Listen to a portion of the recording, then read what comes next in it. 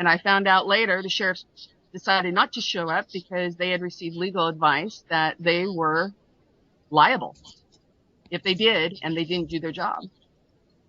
So it's a matter of being and doing. Yes, this is not the easiest choice because of the ramifications. We have a public trust advisor, legally bonded, who is sitting in a prison right now, who helped ferret all the UCC process out, who's had Washington, D.C. and all of its international equivalents in a tizzy to figure out what to do. And you know what the response was? The response was to have the UCC permanent editorial board take the very process that we did and change the laws as of July 2013 to just have the process go through so they don't even have to take you into courts anymore because the courts are failing. The courts are too much exposure for them. Okay, well that could be pretty shocking. So what do you do in a situation like that where there's this guy in jail? Is it this guy who's been helping you ferret out all this information to do this? Yeah, let's just say he is a man, he's a former minister, young guy with a beautiful family, and he just knew what he'd be, and he wasn't going to back down from that. And he asked the same question Scott did. He started out pretty abrasive in the beginning, and then luckily he had a really great guide who was able to tell him do it very, very gently, very kindly, but very firmly. Just say, this is who I am. This is the law I'm operating under. This is my standing and authority. Now what is yours? And they would say whatever it was, and he'd go, great. Now put that in a verified sworn declaration, and we're good to go.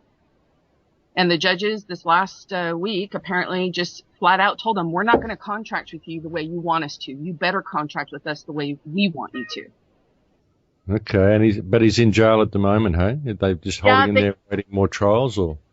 Well, he exposed with IRS's own agents, the fraud and the process where you could get remedy. And the process is an automated one, and everything was legitimate, legal, lawful under their own system. And when they refused to provide him remedy and they didn't want that process out there, they indicted him for a fraudulent claim. The only problem was, and they arrested Tim Turner in the process. They tried to get Tim to get Ed Miles to basically kowtow and fold. And when he didn't succeed, and Miles had intel from myself and our banking community, that Tim Turner is an agent, all of a sudden, 3 days later, Tim Turner was indicted and taken into custody. Now, whether that's a cover for him, because his cover was essentially about to be blown in a very public manner, I don't follow that with much interest. What I do follow with interest is the fact that this is going to be a matter of moment of choice for everyone.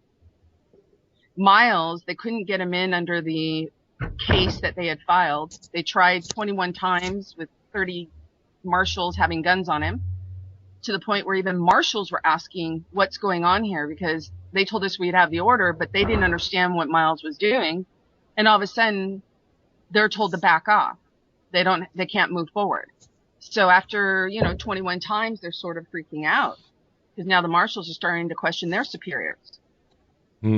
Miles, they brought in under a red herring, the passports. They went in to demand he produce his passport. So it had nothing to do with the case. They couldn't find a way to resolve that case or get him to contract with them. And so they said, produce your passport. And Miles didn't realize what they had done, done a switcheroo. And the only thing he had to ask was, great, I'll be happy to comply with you as soon as you show me your authority to even be able to demand that I produce it. Okay. So that's where he messed up, and what actually got him into the detainment center. But as far as the rest of the process works, just ask them, where's your authority? Under what law are you operating under? They can't answer those questions because if they do, they reveal the whole thing and admit it in the process. Okay, and your background, you're a UCC lawyer, is that correct? I was an attorney that was trained in international law, banking law, contract transactions. So yes, the UCC is all of that. UCC is involved in every aspect of life. Where do you go from here with Miles? Anybody else that's in that situation? Anybody else in prison for a crime with no victim? If you follow the same process that Scott was talking about as far as their courtesy notice, and they can't answer it, and you do 3 of them, because that courtesy notice falls under what you call a UCC 3501 demand. If they can't produce the documentation that you've demanded of their standing and authority, you do it 3 times. After the 3rd time, with at least 72 hours in between each, you are able lawfully and legally to issue what's called the UCC 3505, which is a certificate of dishonor. At that point, everything they've done becomes a credit to your account and a debit to their account, meaning they're absolutely commercially and personally liable. Okay, and so that's what this has done, and because what you've basically done is you've exposed the governments as corporations, and you've basically asked them to show that they're not corporations. Is that correct? And if they are corporations, it kind of collapses everything below that as well, doesn't it? Yeah, because and if they're going to show you as the people's government, then they've got to show the contract where they are the people's government. They have to be accountable to you guys, right? Exactly, and so even if you're in a place where you've got a coal seam gas mining company coming onto your land and they're doing it, they've got this corporate power. Well, basically that corporate power is invalid because their charter's invalid because it was granted to them by a government that's invalid. True, that is true, and in fact, all the land titles, because those are all sitting at BIS for the Vatican, all of those land titles were actually canceled all across the globe. So right now, the banks have no standing, legal or lawful. Everything is held with Earth as the superior custodian because it's as Source or God or Allah or Yahweh, whatever you want to call it, has put it. So right now there's only 3 custodians, and that's how the land titles are actually going to be changed. Instead of ownership, it's actually going to be a co-custodian type of situation where if I want to go buy a piece of land, I'm not purchasing ownership of the land. I'm putting down earnest money, a bond, that I'm going to take care of that piece of land along in harmony with Earth and how it grows itself naturally. So there's a big shift in perception. So people will still be able to have their experiences on their properties and be responsible for the properties. But at the same time, it's not going to be in a slavery type of system, which the powers that were had created. And besides, people don't even own their own lands. When you actually sign a deed of trust and a promissory note, you actually are signing a landlord-tenant lease. If you read the different provisions, you'll find most of those provisions in the landlord-tenant lease section of the UCC. And you'll find the gifting language from the UCC as well. So you buy it, then you immediately gift it, and then you end up being a tenant on the property. Yeah, I've always thought the concept of land ownership was a bit strange anyway. I mean, we're only here for a little while. I think we're more like custodians than owners of anything. Well, anybody who's stopped paying their rates has found out how quickly they don't own the place.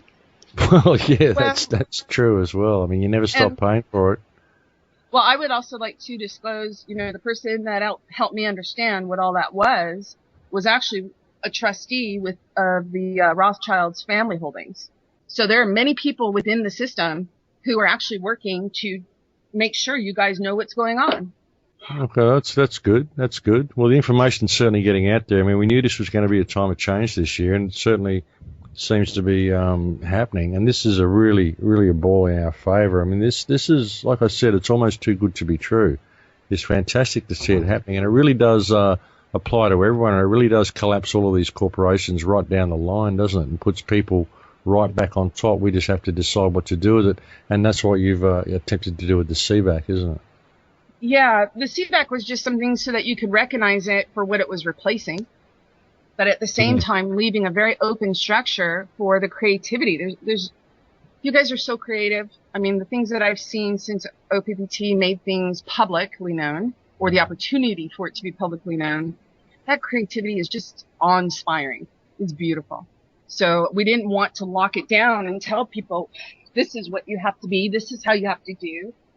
Instead, we just said, here's a safe and guarded place for you to be and do as you choose. Just don't damage anybody else.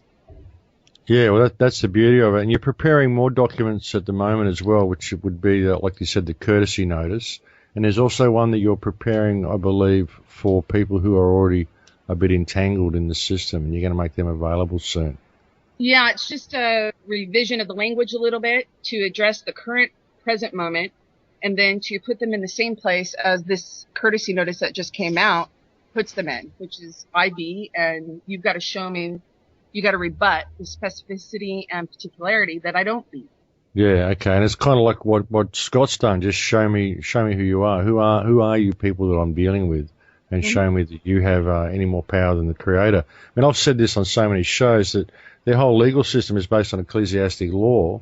It's all based on biblical law, basically, and yet they're claiming they're a higher authority than God with what they do to us. So how do they have a legal system if they're claiming it's based on biblical law, but they're claiming they're a higher authority? It sort of cancels itself out, doesn't it? No? Yeah. And as Bob was saying earlier on, I mean, they can't rebut this. They can't invalidate this UCC filing, because if they do, they invalidate their entire system. So then what have they got? They've got anarchy. And they don't want that. Well, they have to show all the dirty agreements that they made all the way around to own and control and manage you. Okay, so where do we go from here? Where do you think this will take us? Well, this takes us into transformation. And that's one of the conversations we've had in the past month have proceeded from kind of gobsmacked that the system had been foreclosed upon and shut down and just stripped away, to examining the CVACs and seeing how they were defined, to considering how it is we're going to get from where we are to where we're going, because that's actually the bit that scares most people. But in the conversations we've been having, we think we're developing a picture of how that might take place. And if we can give a few minutes to discussing that, I think that will get people thinking. And Ken, I'll get you to jump in a second, but essentially what we're seeing is there's two kinds of transformations. Essentially, there's a personal transformation. There's 7 billion of us on the planet, and there's going to be 7 billion different personal transformations as we step from one system to the other. And the other is the transformation of what were former corporate entities, of which the planet has hundreds of thousands of, basically people structures with infrastructure doing things, and how they will reorganize and into what. And the picture we're forming is this, that whole industries, when this transformation starts to kick in and people start moving from operating in a foreclosed corporate fashion to the CVACs, they will turn from corporations into cooperatives. And in the process, they'll shed the excess parts of the system, parts of, say, the auto industry that they don't need, because you won't have competition. You don't need a corporate structure because you're not enriching the shareholders. Everyone's assigned an equal value under the concept of the CVAC, so there's just no rich and no poor. There's just equitable humans. So what are we building cars for? What are we building so many for? So you'd see industries where they'd shed a proportion of companies completely, and the rest would reorganize into cooperatives, and they would make the most brilliantly built cars ever seen on this planet, because instead of being in a predatorial commercial mode of operation, they'll be in a cooperative, creative mode of organization, filled with people who actually want to be there. And I think that example will cut across all of what we consider to be the major industries of the planet. Won't take it's going to take a while. Let's be absolutely clear about that. But